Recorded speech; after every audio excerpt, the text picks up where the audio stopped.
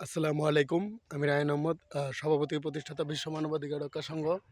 আজকে আমরা এসেছি মাসিয়াতা ইউনিয়নের ব্রাহ্মণবাড়িয়া জেলার মাসিয়াতা ইউনিয়নের আটলা গ্রামে। আটলা গ্রামের এই প্রাকৃতিক সৌন্দর্য আপনাদেরকে অবশ্যই মুগ্ধ করবে।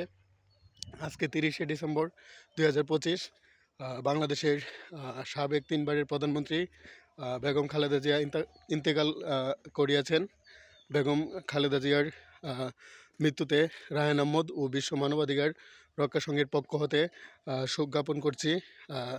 ইন্ডিয়ার প্রধানমন্ত্রী নরেন্দ্র মোদী শোক জানিয়েছেন বেগম খালেদা জিয়ার মৃত্যুতে। পাকিস্তানের প্রধানমন্ত্রী শাহবাজ শরীফ শোক জানিয়েছেন। জাপানের প্রধানমন্ত্রী, চায়নার প্রধানমন্ত্রী এবং আমেরিকার প্রেসিডেন্ট ডোনাল্ড ট্রাম্প মনে হয় শোক জানিয়েছে।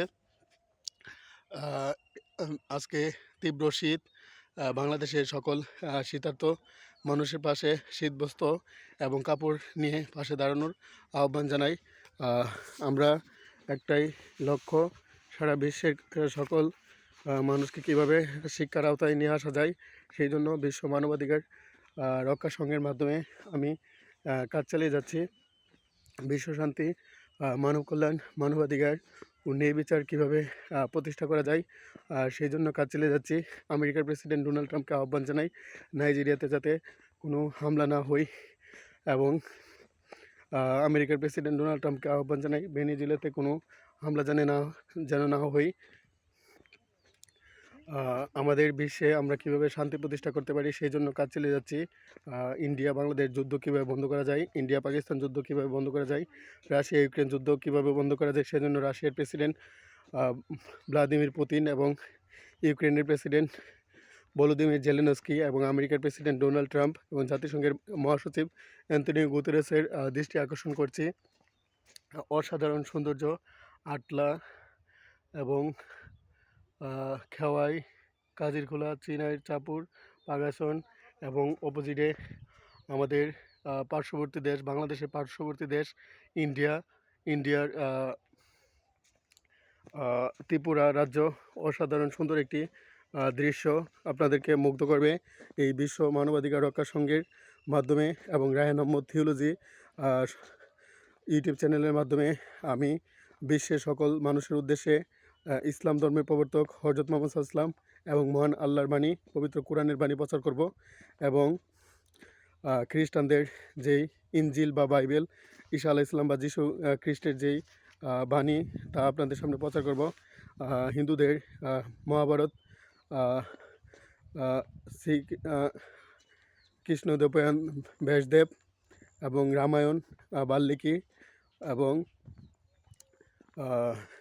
বৌদ্ধদের যে গৌতম বুদ্ধের ত্রিপিটক, এবং শিখদের গুরু নানক, পাকিস্তান এবং ইন্ডিয়াতে যে ধর্মের উৎপত্তি হয়েছে গুরু নানক এর ধর্ম, গ্রন্থ সাহেবের কথা বলবো, এবং ইরানের যেই পারস্যের যে ধর্ম জরতুষ্ট্রবাদ, সেই বিষয়ে কথা বলবো।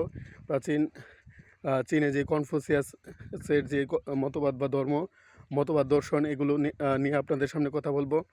আমি America, Britain, Russia, Canada, Greece, Bangladesh, India, Pakistan, Saudi Arabia, Malaysia, Azerbaijan, ফিলিস্তিন, ইসরায়েল, সাউথ আফ্রিকা, ইটালি, ফিলিস্তিন, নেপাল, ভুটান, আজারবাইজান, পাকিস্তান সহ সারা বিশ্বের সকল মানুষের যেই ধর্মীয় মতবাদ, তাদের যে চালচলন, তাদের যে আদর্শ, সেগুলো নিয়ে কথা বলবো। বিশ্ব জলবায়ু পরিবর্তন কীভাবে মোকাবেলা করা যায়, বৈশ্বিক জলবায়ু পরিবর্তনের বিরূপ প্রভাব হতে আমাদের বিশ্বকে কীভাবে নিয়ন্ত্রণ করা যায়, এবং বিশ্বের সকল নারীর যে ক্ষমতায়ন, সেই ক্ষমতায়ন কীভাবে নিশ্চিত করা যায়, সেই জন্য কাজ চালিয়ে যাচ্ছি।